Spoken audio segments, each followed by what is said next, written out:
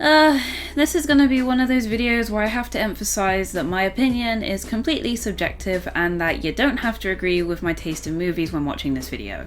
I'm gonna be spending most of my time writing the script defending my absolute love for this film and explaining why it's one of the best bad movies I've ever sat down and watched without alcohol.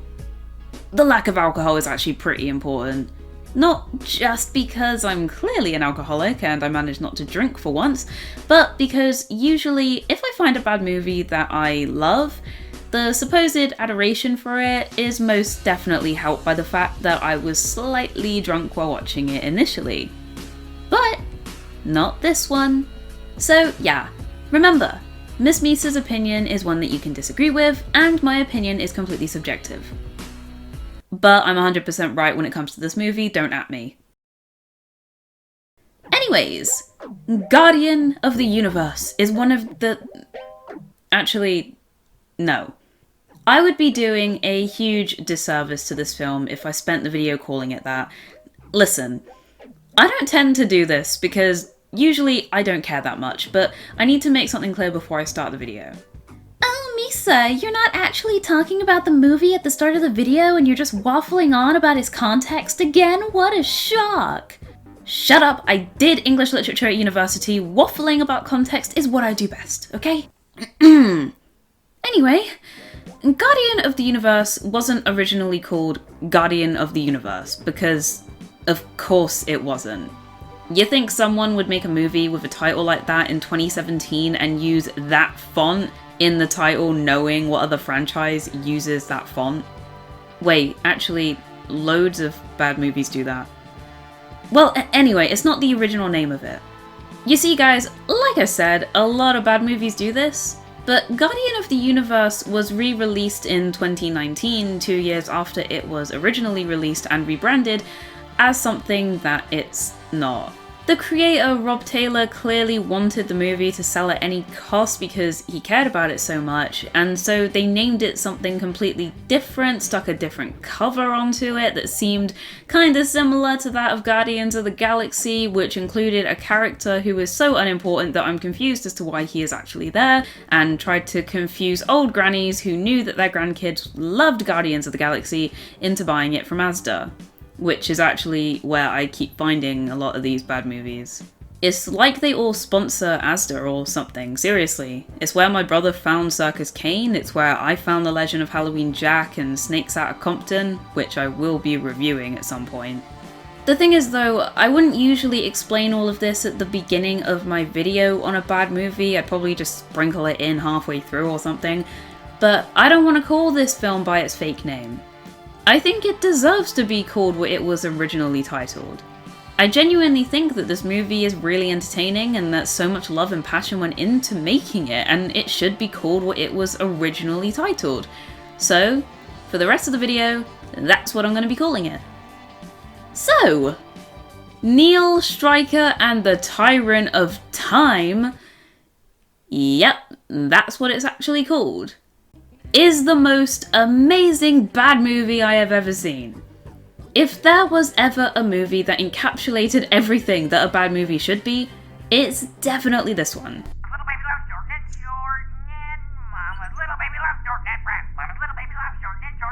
It's campy, it's self-aware, hilarious intentionally, and not just because of how terrible it is, and most of all, it doesn't try too hard to be either good or bad. It just does its own thing. Rob Taylor took 10 years to create this masterpiece with a $155 budget, and it definitely paid off in my opinion. The story revolves around Neil Stryker, if that wasn't obvious enough, as he and a group of random men that his boss had just kinda stuck him with tracked down the evil Tyrant of Time himself, the Mad Scientist. Yes, he is called the Mad Scientist, that's what he's actually called.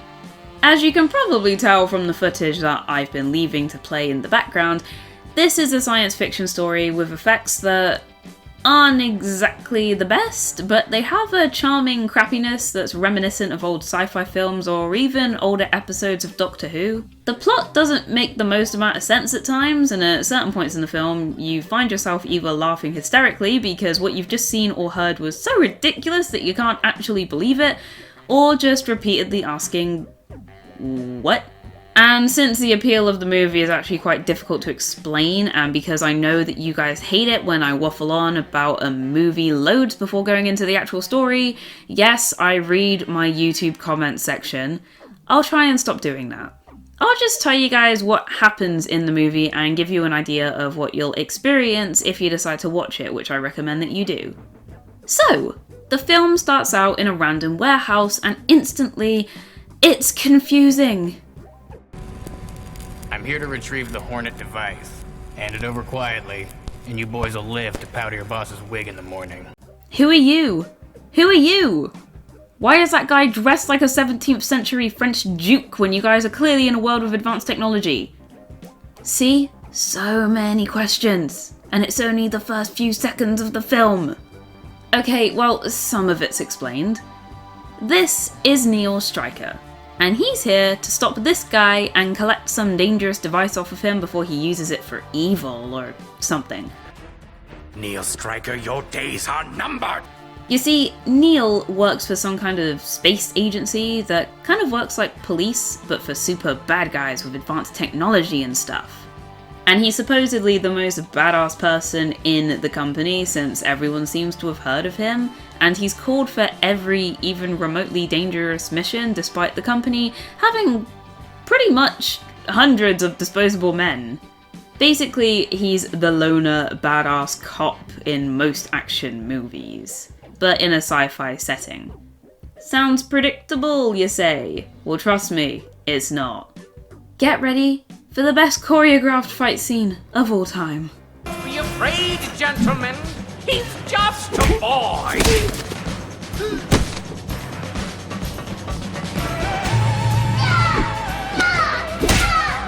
This Asian woman is really grunting her heart out, huh?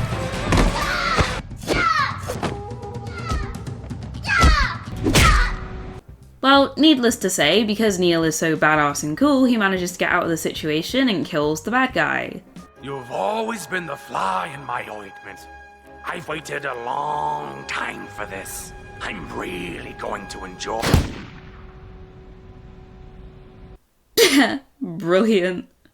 Now, ladies and gentlemen, we get to meet the mad scientist, who, other than Daryl, this guy right here, is my favourite character in the entire film. The mad scientist is being held captive like Hannibal Lecter or something because of his treacherous crimes against time or something or other. It says here that when they brought him in, he was wearing some sort of protective eyewear. Maybe... Could we have his protective eyewear, please? Okay, yeah. Wait, let me get this straight. So, because he was wearing protective eyewear when you captured him, clearly eyewear that he created himself and might be potentially dangerous, you want to give it to him just so that his eyes don't hurt. And this is a mad scientist that you are talking about, one that's created weapons that have harmed people. If he's as much of a threat as you guys are making him out to be by, you know, capturing him and keeping him chained up, then why the actual hell would you do this?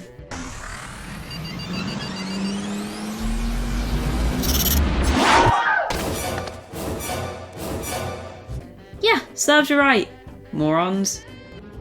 Once again, your cunning proves priceless, my lord. Now, just hold still and we'll get you out of here. Yeah, so Daryl kind of speaks in some weird old English talk for some reason that's unexplained, and he also wears a really obvious wig for reasons that are also unexplained. But if you haven't gathered, he secretly works for the mad scientist, and as you can probably guess, he's helping him escape this prison asylum thing. And their escape is probably the most blatant and obvious escape I have ever seen in my life. You guys could not look any more obvious, and how is it that this mad scientist is so recognizable and so famous and no one has stopped you guys from walking out of the place? So, what's up with the suit? Oh, this little guy? Well, afterwards I gotta head to a funeral. Funeral? Whose funeral? yours. I have no words. What is our next course of action? Kill Neil Stryker!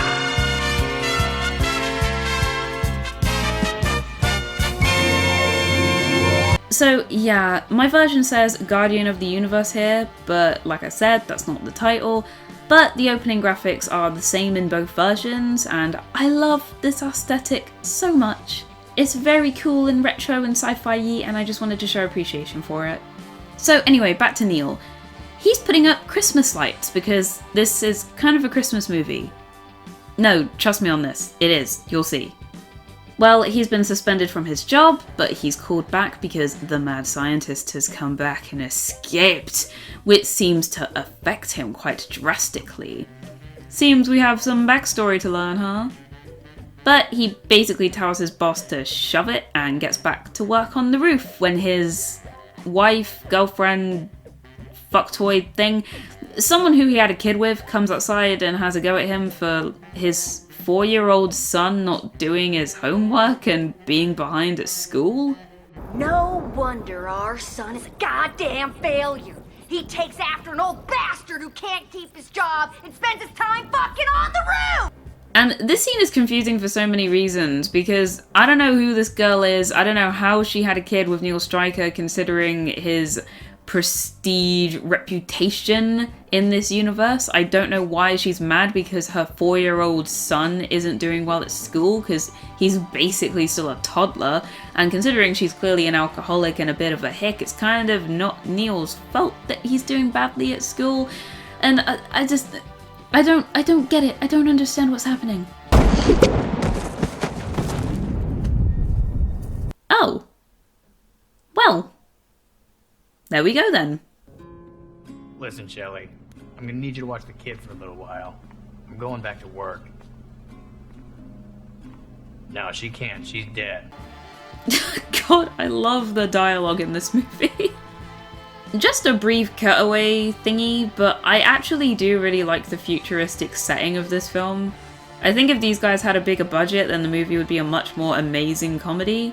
I mean, the low budget is partly what makes it so charming, which I can't deny, but it's also just...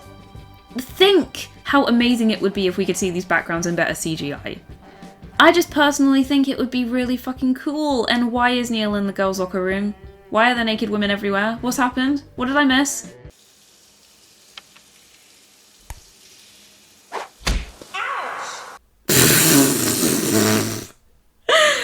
What the fuck?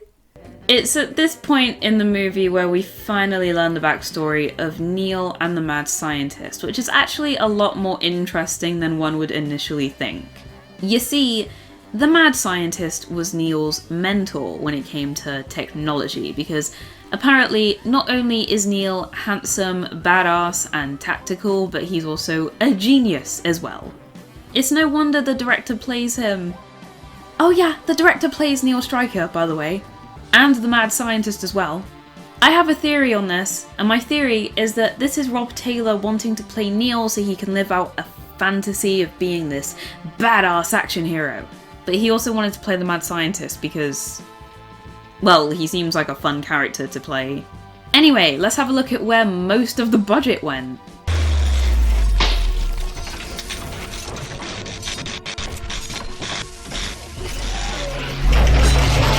Seriously, that CGI is not great, but it's not terrible. I think it looks pretty cool. Anyway, it turns out that the mad scientist has created a time machine, and he's going to use it to destroy the world, as he displays in one of my favourite visual jokes of this entire film. I will be the absolute ruler, the most certain king of Christmas. And to top it all off, I will breed with Mrs. Claus. For fuck's sake. Oh my god, this movie. So, despite the fact that he didn't seem too keen before, I guess the mother of his kid dying triggered something in him, despite him clearly not liking her and it not being very clear how or why she actually died, and now he wants to get the mad scientist. Snack machine's broken. Me. You broke the snack machine. I didn't touch the fucking snack machine. I really need that quote on a t-shirt. I didn't touch the fucking snack machine. But anyway, holy shit, the mad scientist is attacking on a blimp! And it's up to our hero, Neil Stryker, to stop him at all costs on his scooter.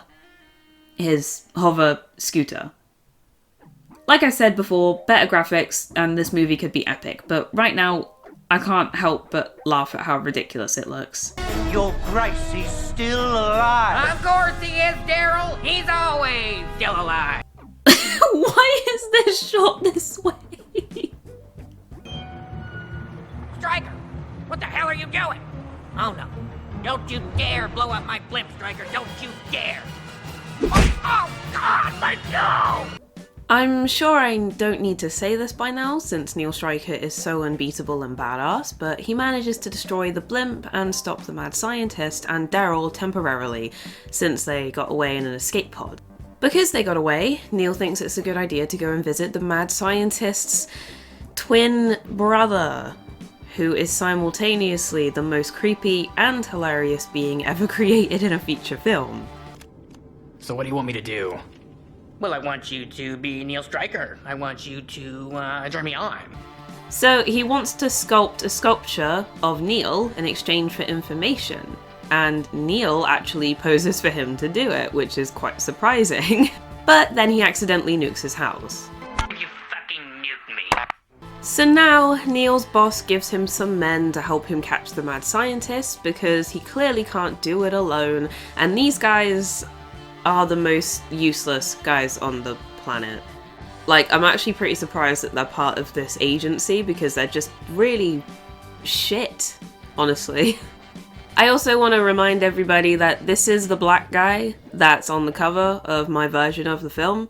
Yeah, he is so unimportant to the plot that he only just came into it, so yeah, once again, don't know why he's on the cover.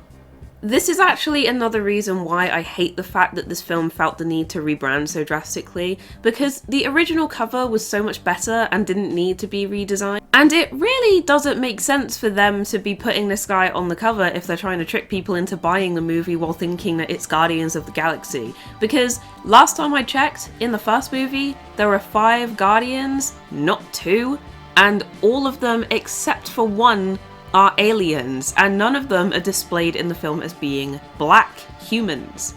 And just in general, the cover looks quite shit. The background is alright, but Neil and the black guy look so low resolution that it's embarrassing. I couldn't even find a good quality copy of the cover online because no one cares about this cover. I don't even think that people outside of the UK know that it rebranded this badly, because for some reason, like I said, Asda sell the movie, but they're a British company. I know that they're kind of in connection with Walmart, but I don't know if Walmart sell this movie or not.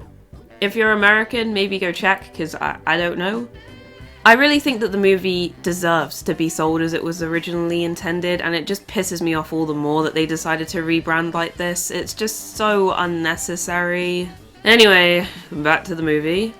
So, the girl who Neil threw soap at earlier... Sorry, that scene was just so funny. Well, she's coming along because she loves Neil, or just, I don't know.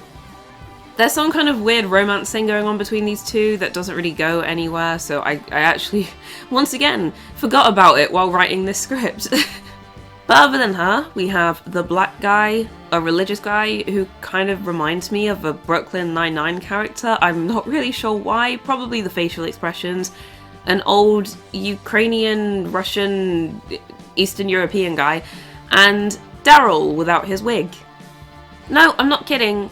He's the same actor, again, just not in a wig. Go. So Scooby-Doo and the gang find the first layer of the mad scientist. And remember when I said that this was a Christmas movie? Who's been naughty? Who's been nice? Me, Santa, me. Well, which is it? Yep. The mad scientist and his nurse hostage. Oh yeah, by the way, he kidnapped a nurse when he escaped from the prison he was in. Yeah, sorry, again, she's so unimportant, I just forgot about her while writing the script, again. Oh yeah, Daryl's there as well. But they are not actually there because they're holograms. So the boys end up finding a way into another area that seems completely deserted, and honestly, I think this section of the movie is actually my favourite because it creates a concept that I actually really like and find interesting. So there's this invisible portal thing into this forest, and in order to go through, you have to be prepared to embody your own future. So essentially, you get older, or like this guy.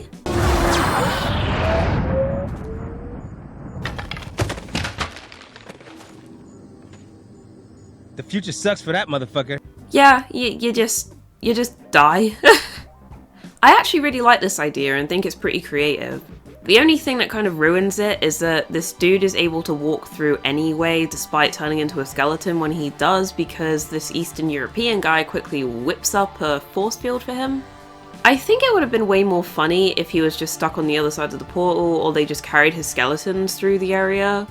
I mean, you lot left the girl in the spaceship for no reason that you've given, so I don't know why leaving him on the other side of the portal would have been that big of a deal, but I guess they wanted to spend their budget on a cool blue light effect or something. Anyways, they find out that for some reason this area is covered in goblins. And I've seen enough anime to know where this is going. Can I just say that the practical effects of the goblins are just... I mean, they're amazing. I mean, they're shit, but it's also shit in a charming way. Plus, the goblins are actually really, really funny with the stuff that they say and the little jokes that they have and the accents as well. What goes on here? Oh, menfolk. Oh, you humans are forbidden in these lands. I know it's very kind of old-timey British, and I should kind of take offense to it because, you know, I'm from the land of tea myself, but I find it kind of funny. So, the goblins want to murder these guys, and they have to fight their way out. And despite the fact that these goblins are very weak and like 3 feet tall, most of the guys die. Like, they all die in ways that seem kind of, you know, understandable, except for the guy who plays Daryl. He just gets dragged away by 3 foot tall goblins and has his head. See, it's so ridiculous that I can't even finish the sentence properly. Except for the guy who plays Daryl, who just gets dragged away by some 3 foot tall goblins and has his head decapitated. Only the Eastern European guy ends up still alive by the end of the fight, but he has to fight them all off while Neil escapes. And then Neil Stryker, as we all guessed because of how badass he is the only person left. But while this was going on, the female who they left in the ship ended up walking out, so we'll have to see what happens to her in a second. Oh, and she's been kidnapped. Kinda sexist movie, aren't you? I guess this is a male power fantasy movie. So now we have 2 kidnapped females. We've got a nurse and we've got a pilot assassin person thingy, and Neil has to find them by using a door that he can attach to the floor. Yet again, another concept that I really like. The whole different dimensions in different areas of the room through the door thing is kind of neat.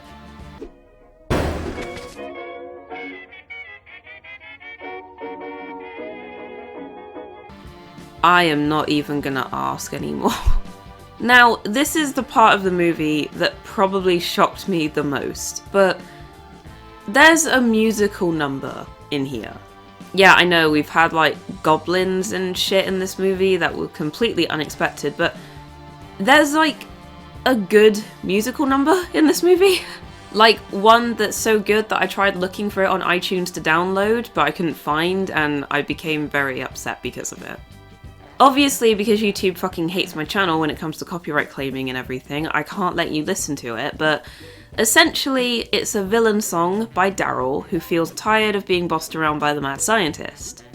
It has a very Disney villain song vibe to it, and the guy who plays Daryl actually has a decent voice, I'm not gonna lie. Especially considering the movie that he's in. It's also a bit suspicious that Daryl has a Disney villain song but the mad scientist doesn't. I really wish that I could let you guys listen to it because it is really good, but if you can get a hold of the movie, which I recommend that you do. It's actually quite a good musical sequence, which is very abruptly interrupted by Neil, and he kicks Daryl out of the scene. Quite literally. Oh, no! Not the face! So, some more shenanigans occurs. Neil nearly dies, but doesn't, and is kind of rescued by these robots that keep trying to hump him or something. He rescues his co-pilot, but not the nurse. But when they escape... Yeah, I know, I didn't expect that to happen either. And if you thought that was the weirdest that the movie could get, wait for it. So Neil opens a time portal, and because he has a tracker of the mad scientist, he decides to go after him when he realizes that the mad scientist has somehow managed to kidnap his son. Yeah, you remember his son from the beginning of the movie. He's finally being used for something actually related to the plot, so he's being kidnapped. But you guys are never gonna guess where they end up. Think Kung Fury.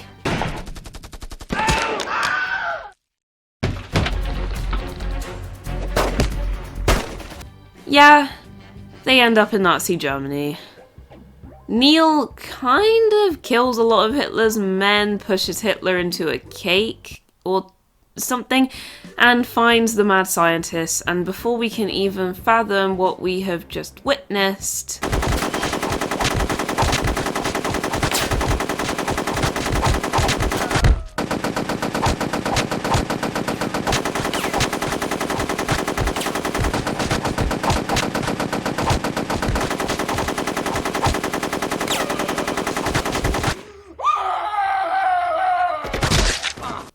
Well, there we go. The best feud since Ben Shapiro and Feelings has now ended in a massive bloodbath. A battle for the ages. A cat and mouse chase that ended with the mouse being split in half and munched on for days afterwards, and eventually being thrown out by a disgusted cat owner. A fight that...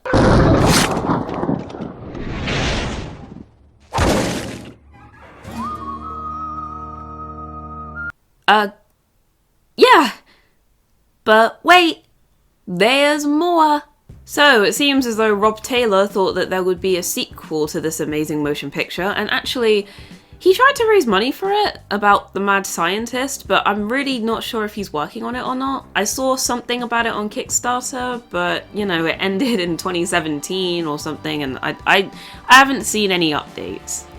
Maybe we're gonna have to wait another 10 years for this one, I don't know, but I really hope not. But anyway, he clearly thought that there would be one, because it turns out that Daryl is the real villain. Shocker. He's the one who got the Disney villain song, like I said, so we should have seen that coming. But he is! He's been kind of pulling the strings since the beginning in a weird way, but not really, because he only just decided to actually do his initial plan of trying to, you know, be the main villain.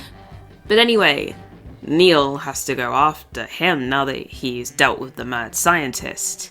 Through time. The end. Oh, and there's a Marvel stinger. You're weird for Stan. You got no hope, you got no water, you got no light, except for this little ray of sunshine right here. The end. Neil Stryker and the Tyrant of Time is an amazing bad movie. I have shown it to everyone that I know who likes bad movies, and they all loved it. The effects aren't so terrible that it makes me want to shove needles into my eyes. The acting is corny enough that you can tell that the actors are having fun with what they're being given. The script is ridiculous and genuinely funny in parts that are intentionally hilarious, which is actually really rare when it comes to these kinds of movies. The plot is all over the place, but it's coherent enough that I was genuinely invested in it. And I'm not afraid to say, but I love this movie so much, I've rewatched it at least 8 times now, and not just because of this review. It's really difficult to explain why this film is better to me than most movies that I've reviewed for the channel so far without just asking you guys to watch it for yourselves. I don't usually recommend bad movies to people unless it's to have them suffer and then come to me the next day with the urge to kill in their eyes. However, this one's different. I genuinely think that most people who enjoy bad or even just cheesy movies would love this one. I'm probably going to get shit for my opinion on this, but I think that this is genuinely the best bad movie that I've reviewed for this channel, and it's at the top of my ranking list. I'm sorry, but I enjoyed it more than things like Zombievers or Troll. It's just so funny and so charming, and I don't know, I just found it better. Rob Taylor, if you ever see this, which I doubt that you will, I want you to make a sequel, please. You can tell that a lot of love and passion went into making this, especially considering how long it took you to make it, and you very evidently had a crapload of fun making it. If you guys can get a hold of a DVD copy of this, watch the bloopers, because you can tell how much fun the crew were having. I want more of this, please. I want to see what Neil Stryker does next. Anyways, this one was a more positive review, which is nice for once. I've already asked you guys on Twitter what you want me to review next, and yeah. Thanks, guys. So if you want to be involved in picking the next movie that I review, maybe you guys should follow me on Twitter at MissMisaReturns, or maybe even follow me on Instagram so that you can get some updates in my story about how far I am in terms of making videos, where you can find me at MissMisaRants. Also, quick little thank you again to Kyandy for making more stills for me. I absolutely adore them and they're super, super, super cute. Go follow her on Twitter, go to her website, commission her. She's so polite and lovely, gets the job done really well, and communicates with people very, very well when she's doing commissions. So yeah, she's awesome. And yeah, like, subscribe, share, whatever. If you feel like it, it would be really nice. Especially because I want people to see this movie and know about it as much as possible. So spread the word, people. And yeah, so I'll see you guys in the next one. Peace out, everybody. Bye!